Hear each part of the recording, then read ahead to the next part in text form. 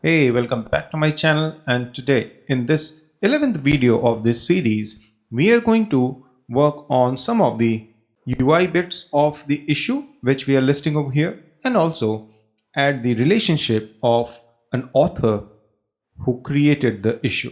Okay, so let's get started and understand what we are exactly talking about. So in my ngrok, when I was looking at the ticket information, oh sorry, my bad, issue information, I was looking at the object attributes and I could see two things. One is the author ID, which basically means the user who created that issue. And that is important for us. GitLab also shows that over here. And honestly, that is something which is required when multiple people are working on a project. And also there are labels, and that label does have a lot of useful information which I should be able to show. For example, it has the title. So if you see, this is how it is. And then we have the color code as well. So what I thought of doing is actually integrating those two things over here. So what I will do is I'll have the state and then show who created, who is the author of that issue. And also I'll show the label properly. So let's get started. Now, we already have this JSON. So what we will do is first write our test which adds the author information. So I'll go to my PHP storm, and over here I'll just close everything which is over here, and I will first open my GitLab service test.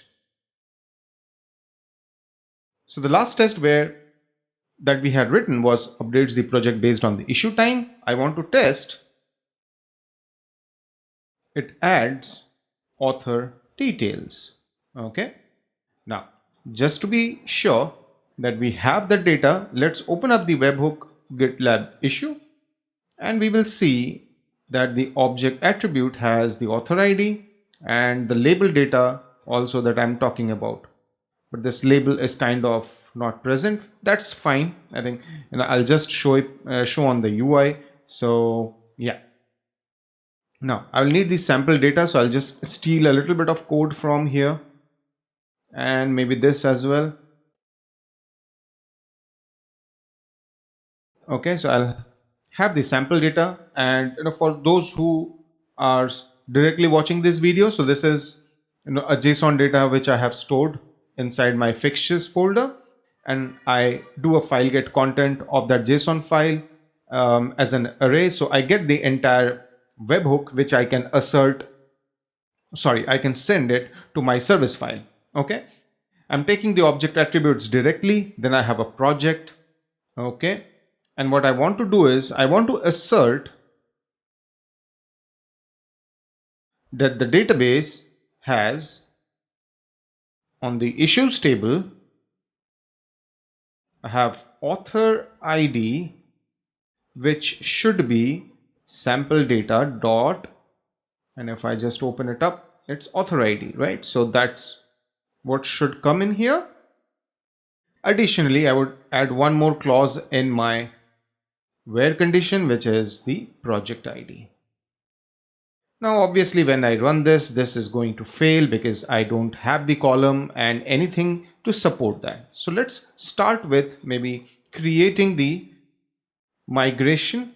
Now, because I haven't executed or I haven't gone production as of now, so I have the ability to do such stuff, which is add this author ID to my existing migration. However, you need to understand that if you have gone to production, you will have to write one more migration which will add this column. Okay, now I have this. I'll go to my issue model. I'll have to add this field. Okay, so author ID, and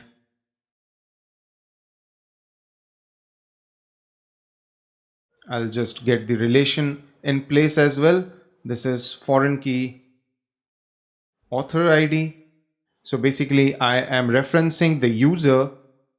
The foreign key is the author ID and the owner is GitlabID. Okay, because the GitLab ID is important, because in my issues, well, I have already done that, so I will be able to show you the data. I have this column where I have author IDs, and in the users table, I'm not using the ID, I'm using the GitLab ID, because this is the reference which will, kind of, how do you say, relate these two entities. Okay, so with that done, I think we have the migration, the model. Now time for the factory, although I'm not really dependent on it, but it does make sense to add that, so that rest of our stuff is able to handle that.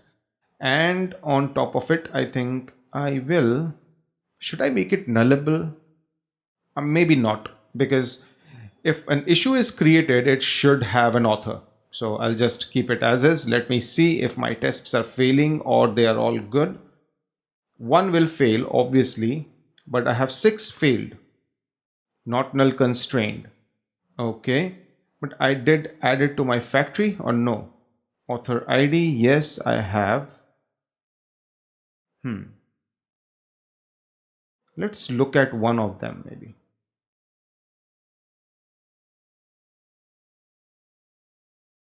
This is fine. This is going to fail. Um, what about this one? Why is it failing? So, author ID, SQLite. Okay. Oh, yeah, my bad. So it will fail because it's a nullable field, and what I need to do is inside my GitLab service, wherever I am creating or updating the issue, I need to do this. I have author ID mapped to this. Now if I run my test, I have only one test failing, which is fine. Although, okay, this is talking about the please login thing, and I understand why this is happening, because I made some cosmetic changes, and in that I changed the title to LabMx login. So I'll just assert that it is visible. Okay, this is nothing to do with the tests, but yeah. So far so good. I am able to even assert now that, where's my test? I'm able to assert now that the author ID is present, because yeah, I added this. If I don't add this, I think one thing will definitely fail, which is my, yeah, and rest of the things as well, because these are not getting inserted. So I'll just undo that. Okay, and with this everything is passing. So what I'm expecting now is that my service is working properly. If it gets the author ID, then it will store it, and because of the relation, everything is fine. But so far we have only tested the service. How do we test that the author is actually visible, right? For that we will have our different another test. So we have our issue view test, the page issue view test, right? So we will have to use that page issue view, or no, it will be the listing. Yes, it will be the listing, not the view. In here, the last test that we have written is it does not show assigned to when user is not assigned, which is fine. But I'll need to assert the test for author. So shows the issue author name. So I'll have a user, or maybe I'll steal it from the above test. I can do all of this actually. Come to think of it, the only thing which I need to do is author is author name. Okay, with this obviously now it will fail. No, how is it possible? Author, oh sorry, I need to assert that it doesn't it sees this particular text. So obviously now it will not be able to see that. So now index of issue, what I will do is, where am I showing this? So if I refresh, where is my state being shown? Yeah, this is the state. So I'll have one more div. I'll show this here, and then I'll have maybe author, name, right? Refresh. Yes, this is visible. I'll have author like so, and maybe I'll make this bold for it to be a little clear. Sorry, font bold, and has to be text gray 900, and this is fine. Bold is too much. I'll just get rid of this. But yeah, so now my view is rendering the author, and my page issue list test should pass. No, it is failing again. What could be the reason? Failed asserting that. Wow, that's a big one. Why is it failing? Attempt to read property name on null. Right, my bad. This will be author ID. There was no author, so it failed. It will be GitlabMx ID. Now let's see. Yeah, everything is fine. Tests are backing up that the name is visible. Okay. Fair enough. The only small little change that I would like to make is a cosmetic change. Again, these are coming one below the other, which is not how I wanted them to look like. So flex and maybe class margin, right? Oh, that's way too much. Maybe this. Yeah, that is fine. And rest we will cover later. I'll maybe have a commit where I'll do those tweakings. But so the first part, which is getting the author ID, creating the relationship, and everything is fine. Let me just see, all the tests are passing. Okay, one is failing, which is, oh, 7 are failing. Let's quickly look at them. What happened? Assigned to name. Make a mistake somewhere. And this is issue list test, right? So on the issue list test, it is able to find that text. How is it even possible? So it is getting an error which is different. Okay, maybe what I'll do is user and test user, or no, maybe this is user author user assigned. Okay, assigned to, and I'll do this, and if I now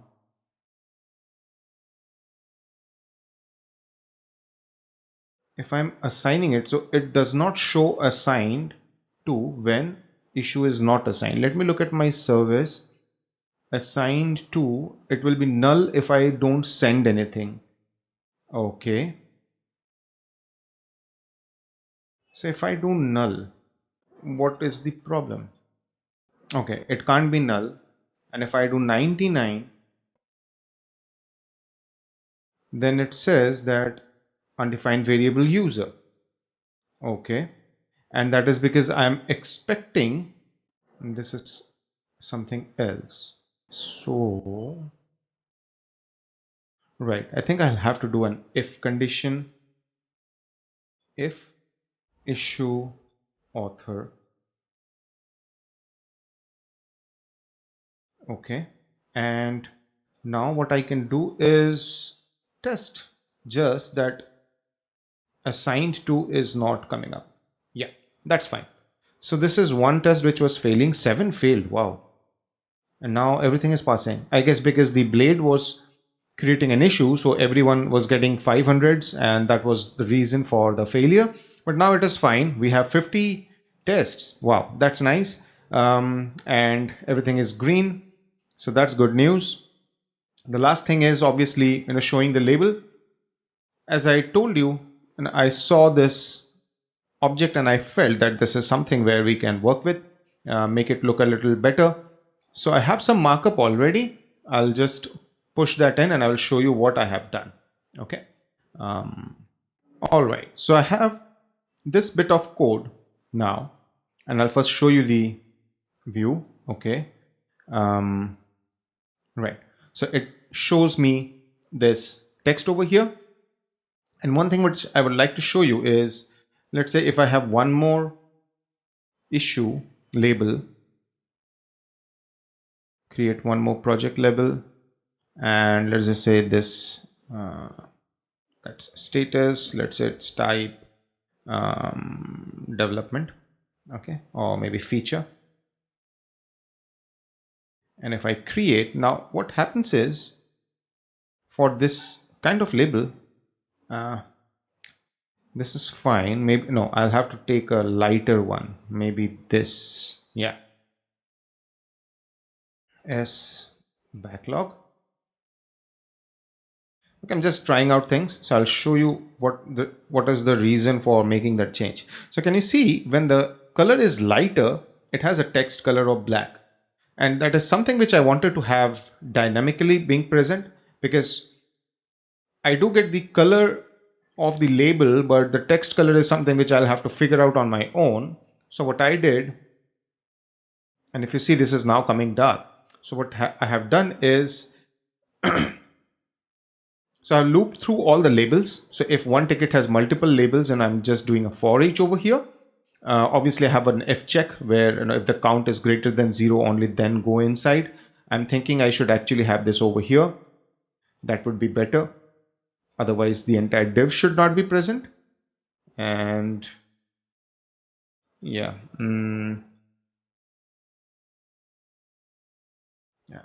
sorry about that. I'm a little picky about my markup alignments and stuff, so that it later on is pretty easy to read. Right. So whatever color I'm getting through that JSON object, right, like this one, I'm putting it in the background color. I'm using the array get because by default I have the ability to say that if in this array I don't get this key, put this value. Okay. So then after that, this is where I have my util service. It's checking that if it is dark, then my text color will be white. And if it is not dark, then the text color will be black. Okay. And this is something which I got from ChatGPT. I just told it to give me a code which gets a hex color, and then it checks whether that hex color needs to be is basically dark or not. Okay. And if it is dark, then based on that, what I do is I show a light color text. And this is the percentage. Where is that percent? Yeah. So 4.5 for normal text. I saw that, but I couldn't make that thing work with dark colors. So like if you see, okay, maybe the colors which I was trying, the test cases were failing, so I didn't kind of bothered about that.